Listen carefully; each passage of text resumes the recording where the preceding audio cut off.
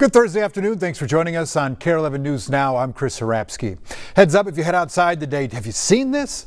Most of Minnesota is dealing with unhealthy air. Canadian wildfire smoke has settled in over the metro, causing very hazy skies. Our weather team is issuing a weather impact alert as the smoke could have an impact on your outdoor plans today. We're going to check back in with our weather team in just a little bit here.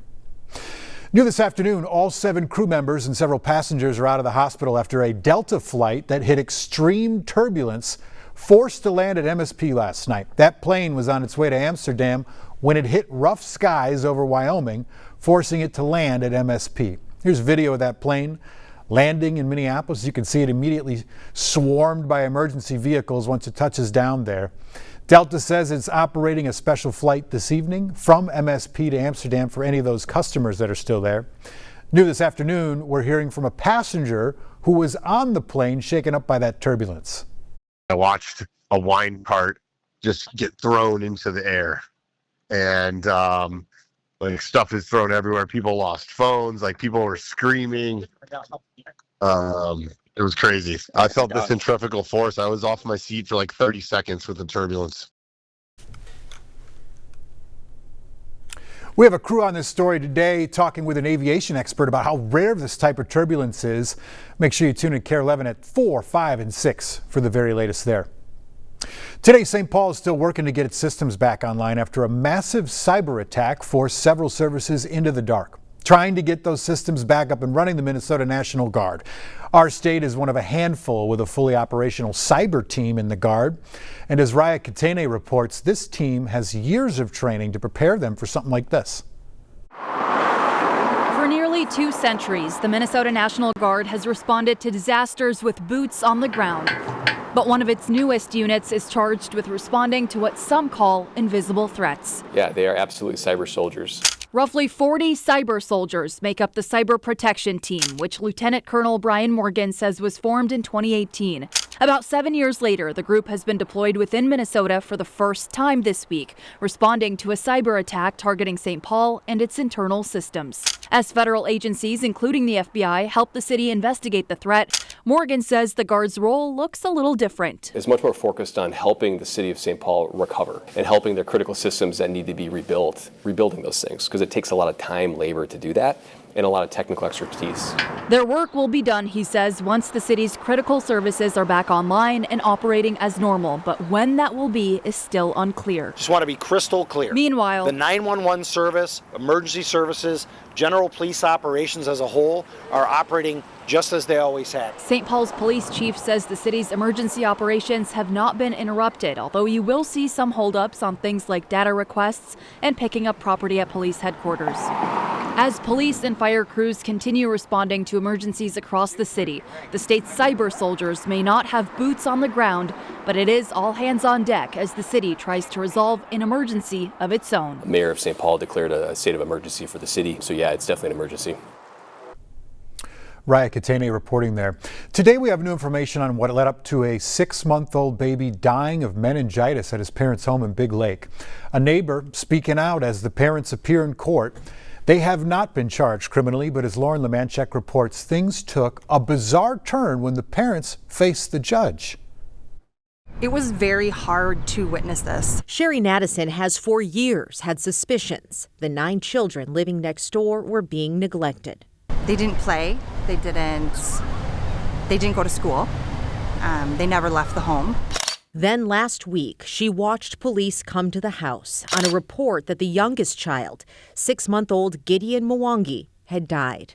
After years of calling police and child protection, her fears seemed to come true. My last call that I made, I actually said to my husband, I don't think they're going to do anything until one of these children die. That last call made in May. Sherry says she saw the kids break through a screen to get out of the basement. She worried they were trapped. Records show police arrived, briefly talked to the kids' mother, and left after finding no immediate danger. It wasn't the first time. Records obtained by Kare 11 show a history of CPS and police involvement with the family. In January 2019, a CPS investigation into alleged medical neglect of an older child was found unsubstantiated. May 2022, Big Lake Police called for a welfare check. June 2023, a report to CPS for inadequate supervision. Records show the father refused to work with Sherburne County CPS, but a detailed plan was sent to the family. In April 2024, a second report claiming inadequate supervision. This time, CPS left a voicemail for the children's mother. And in May of this year, Sherry's final call to the Big Lake PD. I feel like I should have called more because I'm very affected by this. The baby was found unresponsive at the home on July 18th. He died of bacterial meningitis. I am physically sick from it. Records from the new child protection case show the deceased baby had no immune system, low body fat, and was really sick. An attorney for the mother said she thought her son was getting better and was on her way to the ER. CPS also says some of the kids had open sores and did not look well, something the family denies. What's more, records show police found the home to be extremely hazardous, and it's now been condemned. At a hearing today, the mother admitted her home had mold problems and is open to a case plan, but they couldn't move forward with the dad's case because his refusal to speak to women has also kept him from working with child protection. Lauren Lemanchek reporting there. The Sherburne County Attorney has not yet said whether criminal charges will be filed against the parents. For now, the kids remain in foster care. Well, developing right now, Mexico is getting another 90 days to hash out a trade deal with the U.S. before tariffs on goods coming into the U.S. from that country take effect. President saying in a social media post the pause is because dealing with Mexico is different due to the complexities of the southern border. In a matter of hours, President Donald Trump is set to rewrite the rules of global trade. Tariffs on a host of countries begin when the clock strikes midnight tonight. The president just announcing a new 15% tariff on South Korea. There's also a 50% import tax on Brazil if that country does not stop the trial of a former president accused of attempting a coup. While countries brace for those tariffs, their legality is being worked out in court.